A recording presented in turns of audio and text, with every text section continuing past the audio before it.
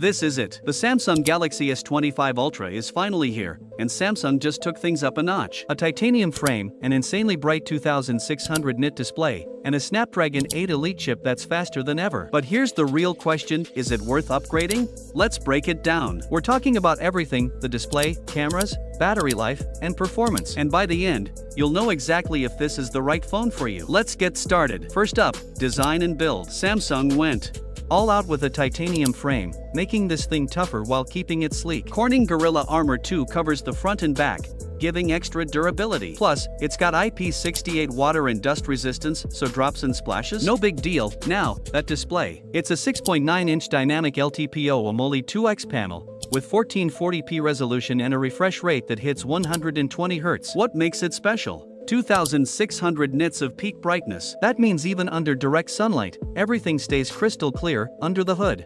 Samsung packed the Snapdragon 8 Elite 3nm chip with up to 16 GB of RAM. It's got an octa-core setup, clocking at a crazy 4.47 GHz on its fastest cores. What does that mean? Faster gaming, smoother multitasking, and zero lag. And storage? You're looking at 1TB max with UFS 4.0 speeds. Cameras? This is where things get serious. The 200MP main sensor has OIS and multi-directional PDAF, making shots ultra-detailed, even in low light. Then, you've got 2 telephoto lenses, periscope, 5x zoom, for insane close-ups. The 50MP ultra-wide camera keeps landscapes looking sharp, and yes, 8K video recording is here. 2 selfie lovers, don't worry. The 12MP front camera can shoot 4K at 60 frames per second, so your vlogs and video calls will look smooth and sharper. Battery life? 5000 mAh, you're getting 45W wired charging, 65% in 30 minutes, and 25W wireless charging. There's even reverse wireless charging if you need to top up accessories on the go. Other features? It's got an ultrasonic